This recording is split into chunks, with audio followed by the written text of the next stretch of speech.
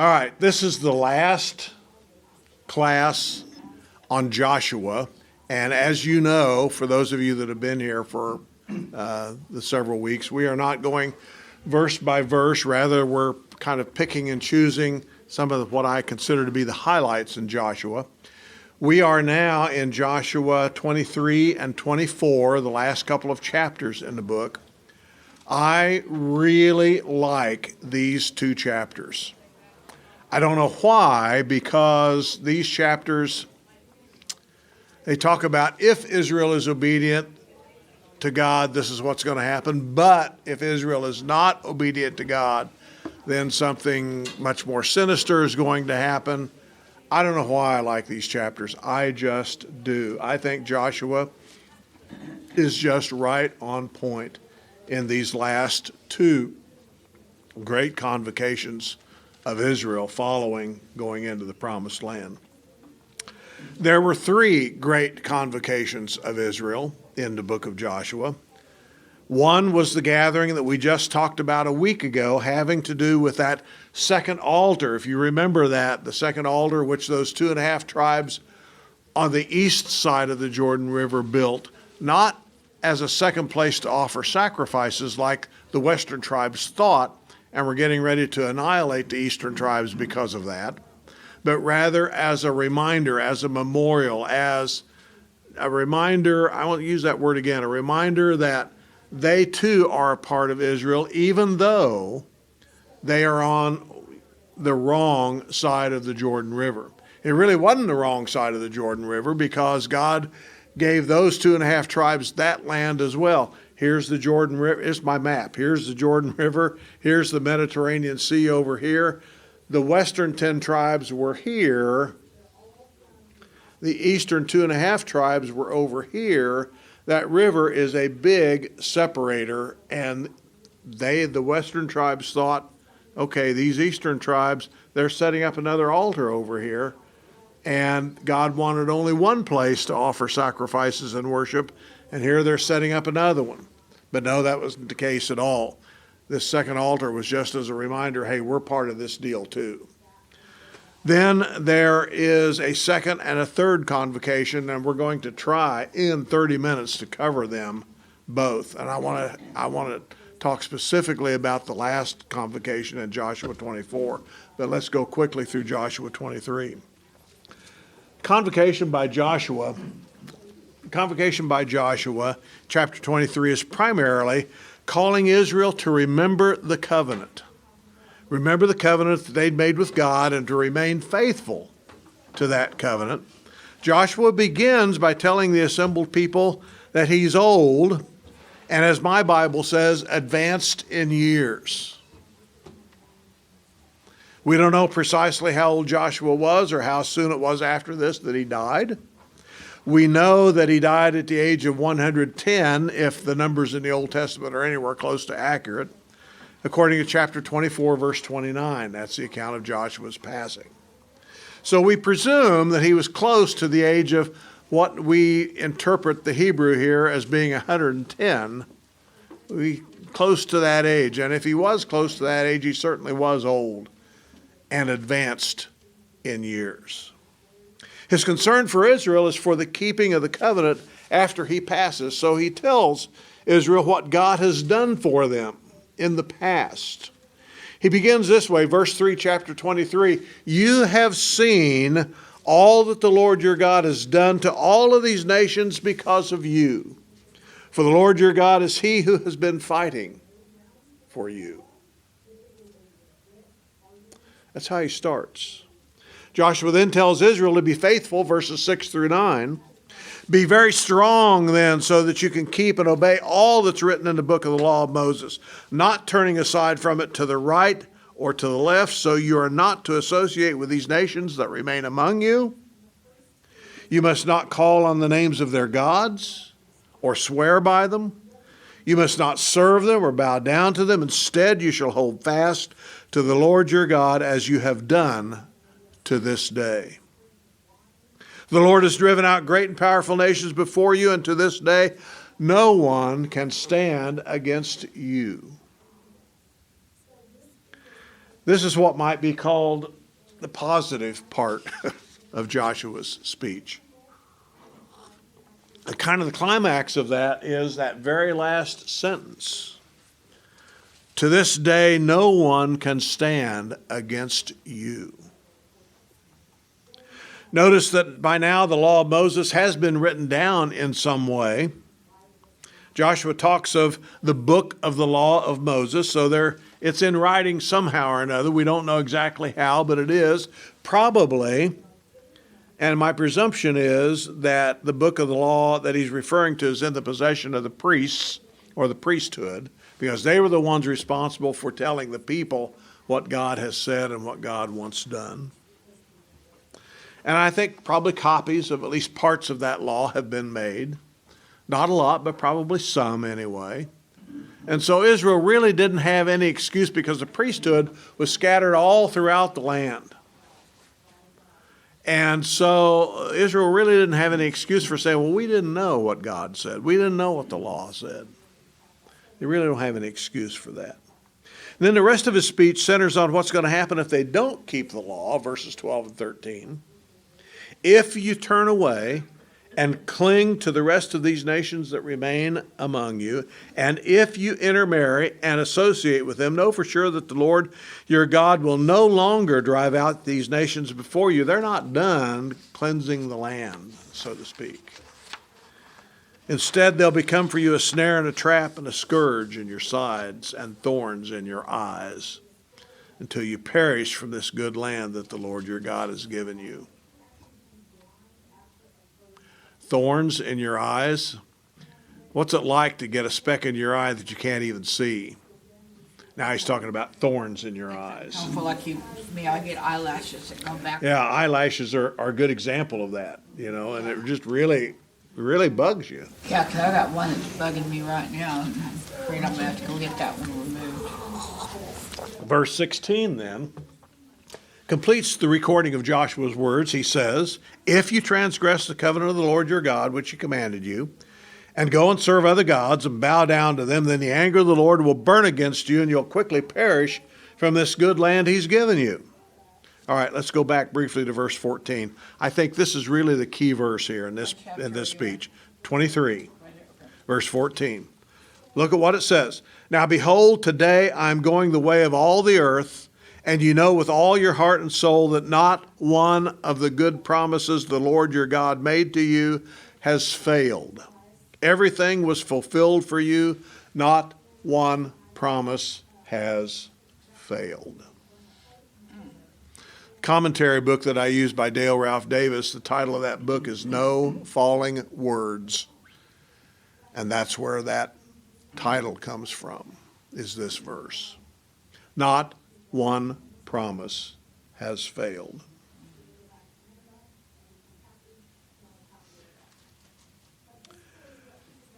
This statement's been written by the writer of Joshua in chapter 21 as he ends the account of the allotment of the land of the 12 tribes. Also here, Solomon repeats this later on in Israel's history in 1 Kings chapter 8 as he closes out the dedication of that new temple that he built. God wouldn't let David build it, but Solomon built it.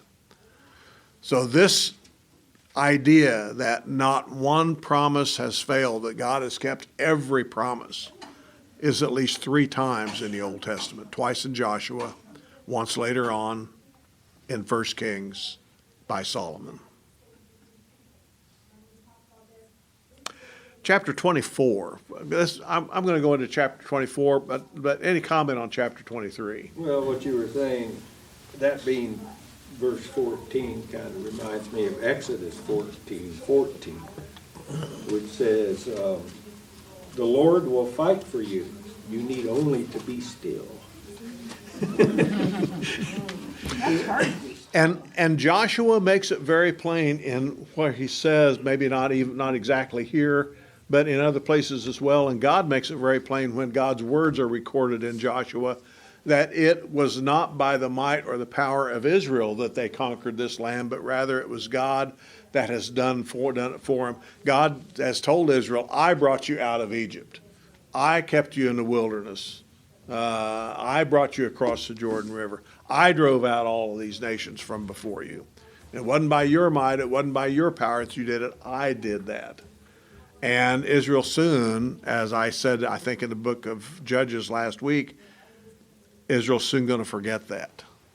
And Judges is the sad chapter in Israel's history. And I like Judges as well.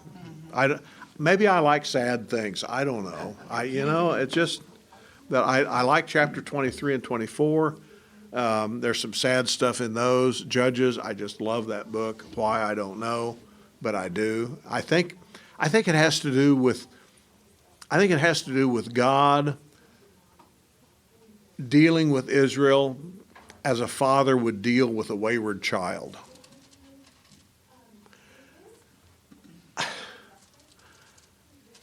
I don't know why, but that just kind of gets to me.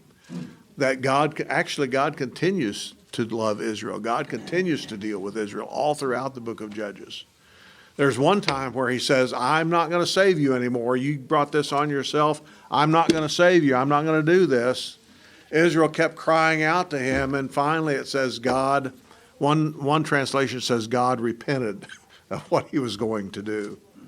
And other translations say he relented and went ahead and saved them anyway. Doesn't that sound like a dad to you? Mm-hmm. I mean, it just does. It just does. A dad was a son or a daughter. Yeah. Of course, I never had those issues with my own kids. You're not speaking from experience. Probably just couldn't move on. Chapter 24, then, is the last of the great convocations.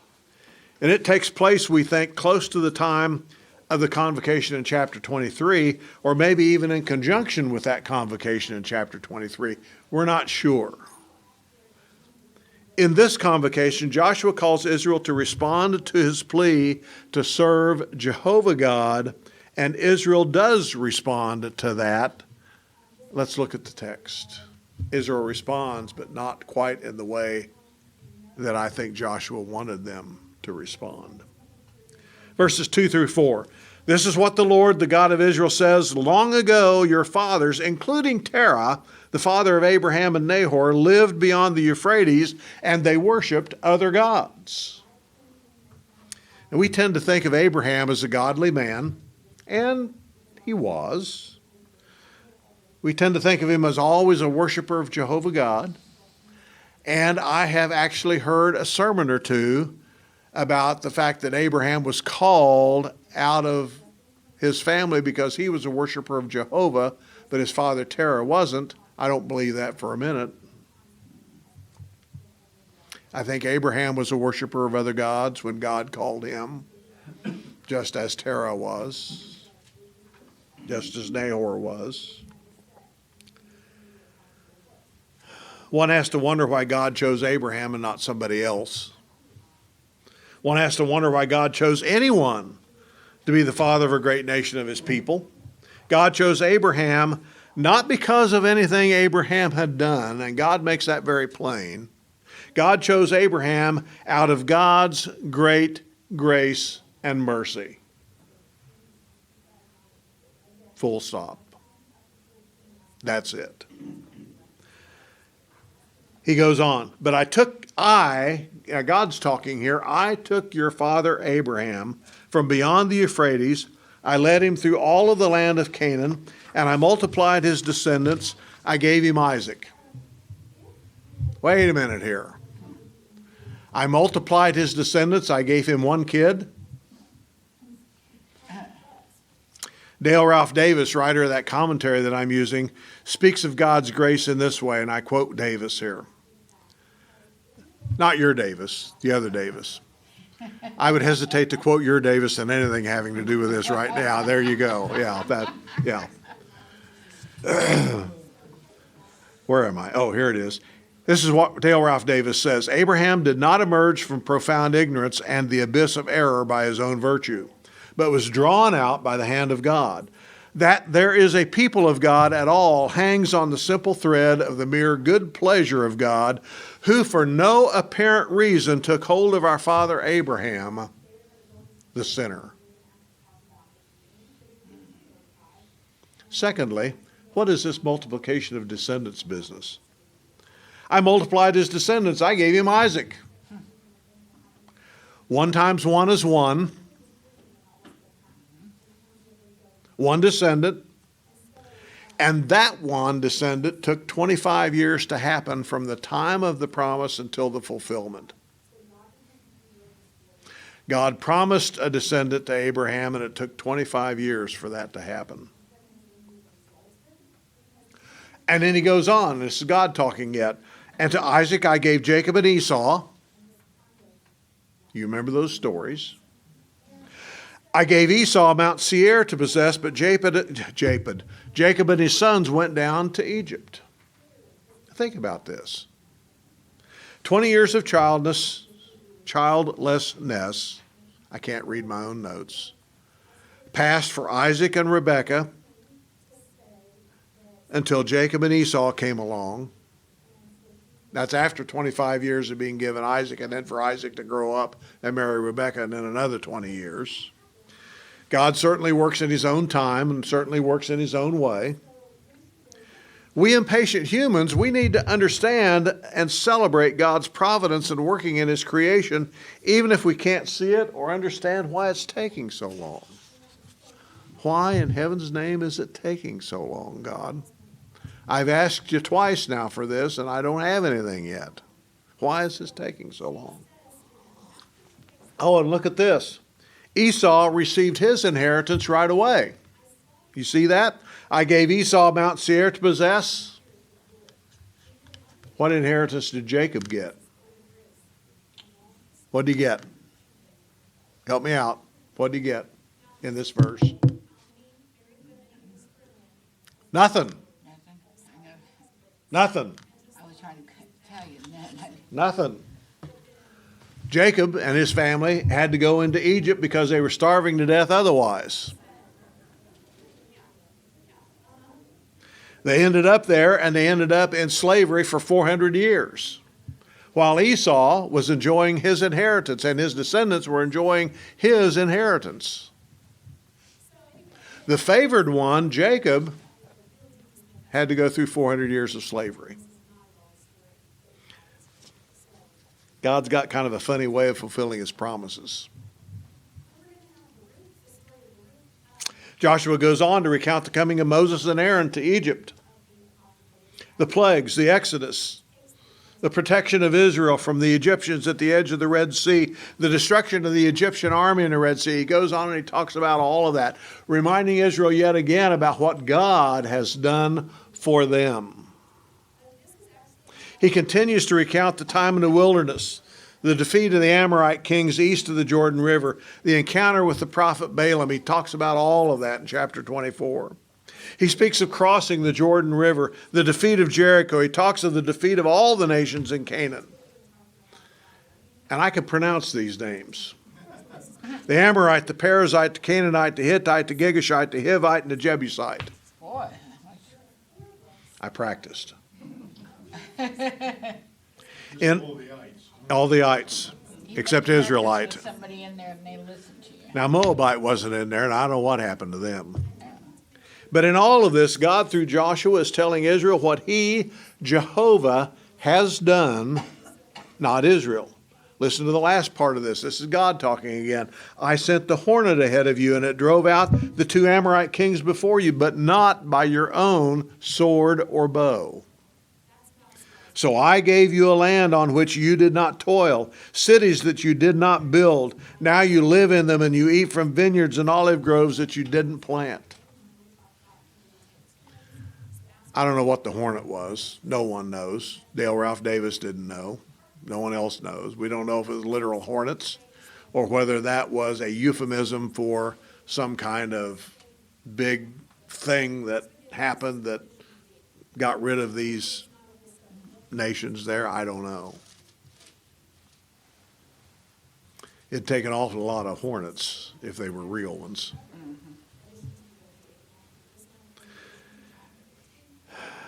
Now, because of all of this, because of what God has done, Joshua and the people of Israel have a back and forth conversation.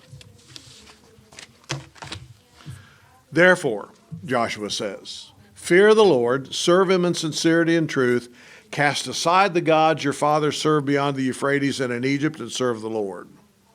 But if it's unpleasing in your sight to serve the Lord, then choose for yourselves this day whom you will serve, whether the gods your fathers served beyond the Euphrates or the gods of the Amorites in whose land you're living. As for me and my house, we will serve the Lord. And then the people replied, far be it from us to forsake the Lord to serve other gods. For the Lord our God brought us and our fathers out of the land of Egypt, out of the house of slavery, performed all these great signs before our eyes. He also protected us throughout our journey and among all the nations through which we traveled. And the Lord drove out before us all the nations, including the Amorites who lived in the land. We too will serve the Lord because he is our God. Sounds great, doesn't it? Yeah. Joshua responds, you're not able to serve the Lord, for he's a holy God. He's a jealous God. He'll not forgive your rebellion or your sins. If you forsake the Lord and serve foreign gods, he will turn and bring disaster on you and consume you even after he's been good to you. No, the people replied, we will serve the Lord. Then Joshua told them, you are witnesses against yourselves that you've chosen to serve the Lord. And the people replied, we are witnesses. Now, therefore, Joshua said, get rid of the foreign gods among you and incline your hearts to the Lord, the God of Israel. So the people said to Joshua, we will serve the Lord our God and obey his voice. What's going on here? And what is wrong with this conversation? It sounds good, but there's something wrong here. There's something that the people never do say. Let's take a couple of quick things from this conversation. Twice, Joshua tells the people to get rid of the foreign gods that are among them. He speaks of the gods of the Egyptians and the gods of the land where they now live. Israel never, to that day, fully divested themselves of the Egyptian gods,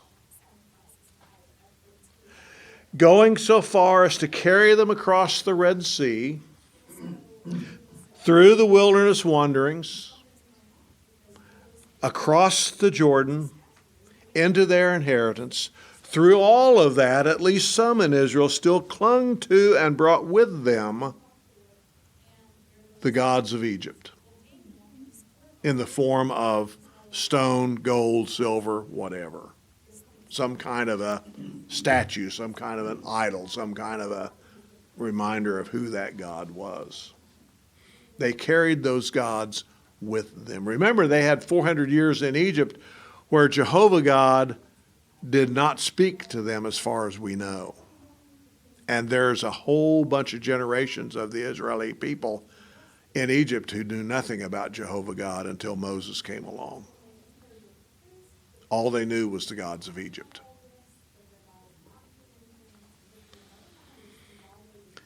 And to close out the book, the people never tell Joshua that they will get rid of the foreign gods.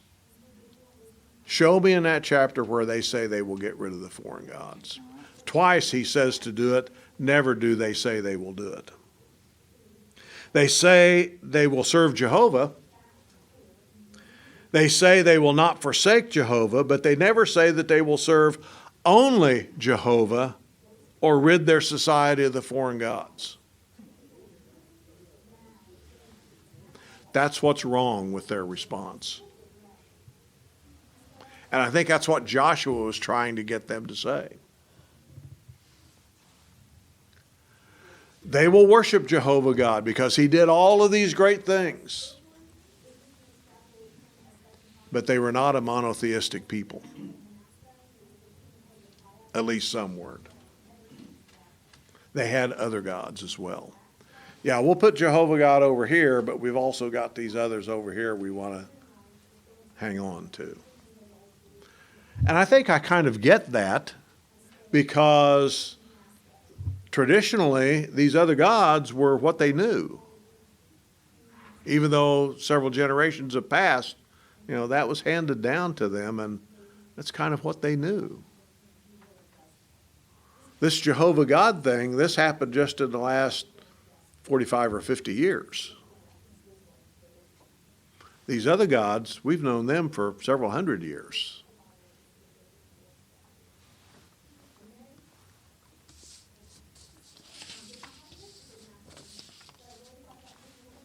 Questions, comments?